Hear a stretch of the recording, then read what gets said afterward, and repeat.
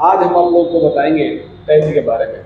ठीक, टैली जो एक अकाउंटिंग सॉफ्टवेयर है जिसका मार्केट में बहुत ज़्यादा ही मांग है। ठीक है, तो आज हम लोग टैली के बारे में बात करेंगे। टैली में दो चीज़ कॉमन होती है जिसको क्रेडिट और डेबिट कहा जाता है। क्रेडिट और डेबिट कहा जाता है। ठीक है, क्रेडिट का हिंदी में अर्थ होता है उधार और डेबिट का हिंदी में अर्थ हम कह सकते हैं कि प्राप्त करना होता है।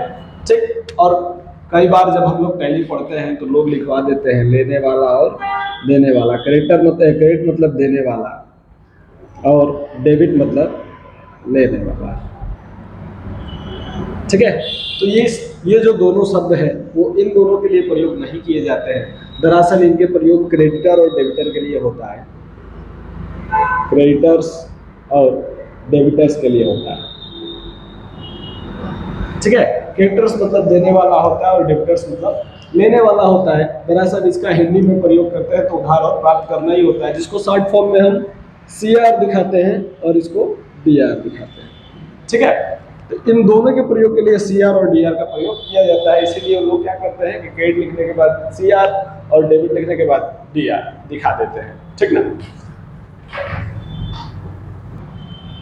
इसका मेन पर्पस 3 अकाउंटिंग से होता है, जिसको फाइनेंशियल,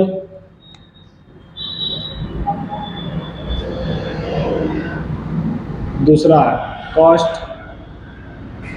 और तीसरा मैनेजमेंट होता है।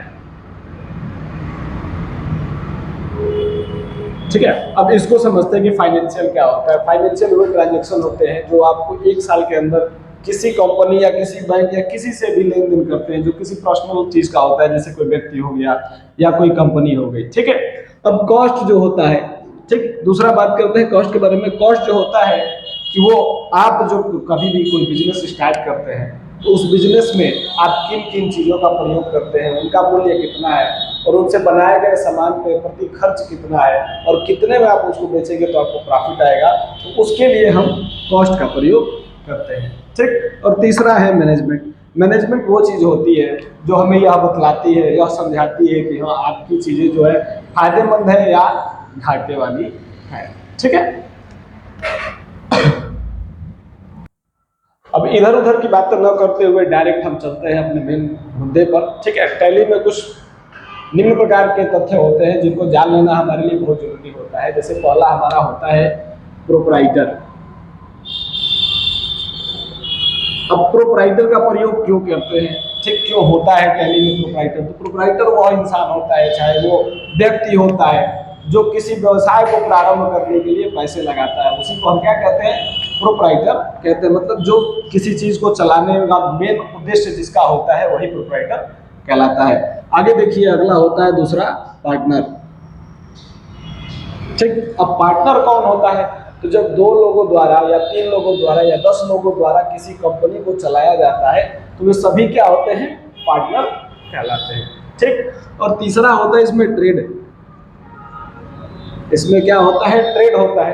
ट्रेड का मतलब व्यवसाय होता है। ठीक, तो हम कह सकते हैं कि कोई भी व्यवसाय इसीलिए प्रारंभ किया जाता है कि हमें आगे चल गए या जिस समय हम हैं उस समय पर मुनाफा मिले। ठीक, इन सभी चीज़ों को हमें याद कर लेना बहुत ही जरूरी होता है। इसमें 2-4 चीज़ें और होती है जो हम आपको आगे बताएंगे वीडियो के माध्यम से। ठीक है, अभी ध्यान देते रहिएगा। अब ध्यान देने वाली बात यह है, इसमें जो है कि अकाउंट्स होते हैं जिनके आधार पे हम ट्रांजैक्शन वगैरह करते हैं या जिनके आधार पे हम क्या करते हैं? खरीदते हैं, बेचते हैं, लेते हैं, देते हैं। वो 3 प्रकार के होते हैं, जिसका पहले का नाम है पर्सनल। ठीक, दूसरे का नाम है रियल और तीसरे का नाम है नॉमिनल। ठीक, अब इन तीनों को एक एक बार समझ लीजिए ध्यान से।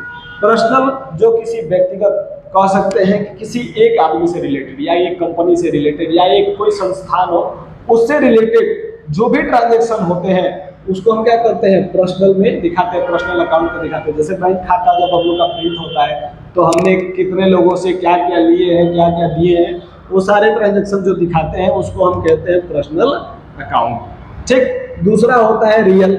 रियल क्या होता है?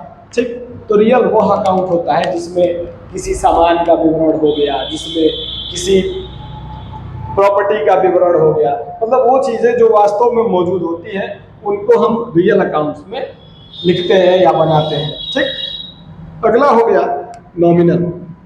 अब नॉमिनल का प्रयोग सिर्फ नाम मात्र, जैसे उसके नाम से ही पता चल रहा है कि उसका प्रयोग सिर्फ नाम मात्र होता है, मतलब तब तक होता है जब तक हम उसका यूज कर रहे हैं, बाकी वो बदल जाता है आगे जाने के बाद। ठीक है, तो नॉमिनल का प्रयोग ज्यादातर cash, salary, bonus, commission, ETC इन सब चीजों में किया जाता है। ठीक है, अब इन तीनों के रूल होते हैं, उसको ध्यान से समझ लीजिएगा। ठीक, अब इसी को हम लोग पर्सनल क्रेडिटर और डेबिटर्स में लेते हैं। अगर पर्सनल में आता है कोई व्यक्ति का नाम तो क्रेडिटर और डेबिटर में वो चला जाता है। जैसे कि पर्सनल का रूल है कि देने वाला गिवर्स आर क्रेडिटर, ठीक है, एंड रिसीवर्स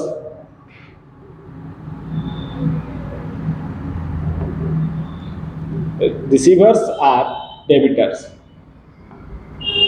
ठीक है, मतलब देने वाला धनी होता है, ठीक है, और लेने वाला ऋणी होता है, उसको हिंदी में हम कह सकते हैं। और फिर रियल का भी रूल होता है, उसको भी ध्यान लीजिएगा। ठीक है, ये तो हो गया पर्सनल का, और ये आता है रियल का, कम्स इन डेबिट और गोज टू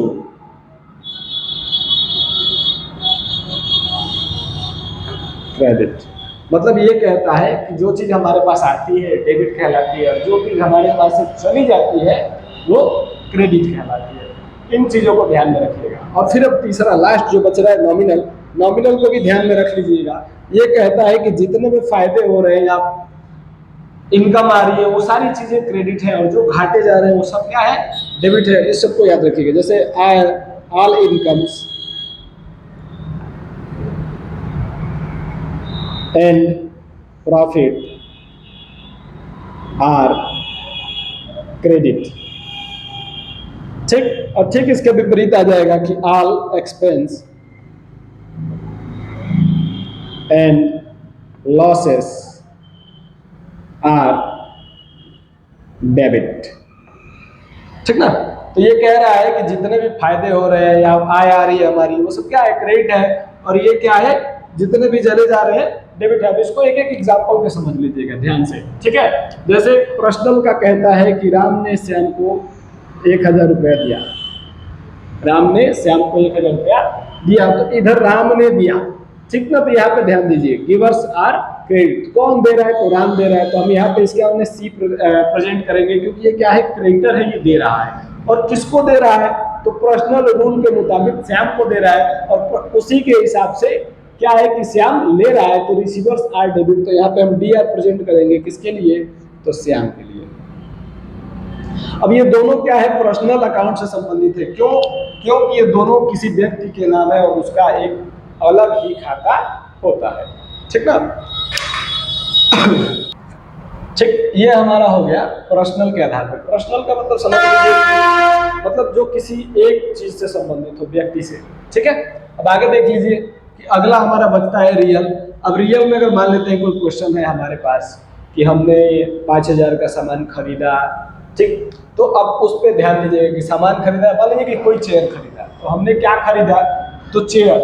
तो जो चेयर है वो क्या हो रहा है, तो मेरे पास आ रही है, तो कौन सी डेबिट ऑलरेडी दिखा रहा है इसमें, रियल में, तो हम लिख देंगे यहाँ पे डी आर। अब हम यहाँ पे दिखाएंगे डी आर क्या हो रहा है, तो चेयर हमारे पास आ रहा है, हमने क्या किया है, चेयर आ रहा है। अब कैश भी एक प्रकार से क्या होता है, रियल ही होता है। तो जब रियल होता है कैश, तो वो क्या हो रहा है, जा रहा है ना, तो गोज टू क्रेडिट लिखा है। ठीक, तो यहाँ पे हम क्या करेंगे, सी आर प्रेजेंट करके लिख देंगे कैश। ठीक, अब ये चीज को अपने मन में बैठा लीजिए पहले कि कम्स इन डेबिट और गोज टू क्रेडिट। तो जब भी हम सामान खरीदते हैं तो पैसा क्या होता है, जाता है, और सामान क्या होता है, आता है। तो आने वाली चीजों के लिए डी आर प्रेजेंट करते हैं और जाने वाली चीजों के लिए सी आर प्रेजेंट करते हैं। ठीक, अब यहाँ पे आते हैं हम लास्ट वाले में, नॉमिनल के हिसाब से, कि हमने क्या किया कि राम को राम को नहीं, हमने मान लेते हैं कि हमने सैलरी भुगतान किया, जैसे मैंने 10,000 रुपये सैलरी भुगतान किया, तो अब हम क्या कर रहे हैं, भुगतान करो ना। अब CR DR इसमें निकालना है कि CR क्या है और DR क्या है, ठीक। तो अब भुगतान कर रहे हैं हम लोग, क्या भुगतान कर रहे हैं, कैश। तो वास्तव में हमारे पास से क्या हो रहा है, कैश जा रहा है। तो रियल के हिसाब से अगर देखेंगे तो गोज टू क्रेडिट, तो हम CR में लिख देंगे कैश, क्योंकि वास्तव में हमारे पास से क्या जा रहा है, कैश जा रहा है। अब फिर आते हैं सैलरी क्या है, नॉमिनल है, क्योंकि उसका तभी तक प्रयोग है जब तक हम दे रहे हैं, देने के बाद उसका प्रयोग खत्म हो जाएगा, ठीक। तो expense and losses are debit, तो सैलरी हमारी क्या है, लॉस हो रही है, मतलब डेबिट हो रहा है, तो यहाँ पे हम लिख देंगे सैलरी, ठीक है। तो इस प्रकार से हम इन तीनों को मद्देनजर रखते हुए, ध्यान देते हुए हम सारी चीजों को 1 बाय 1 फॉलो करते रहेंगे, ठीक ना। ठीक है, आज के लिए टैली में आप लोगों को बस इतना ही।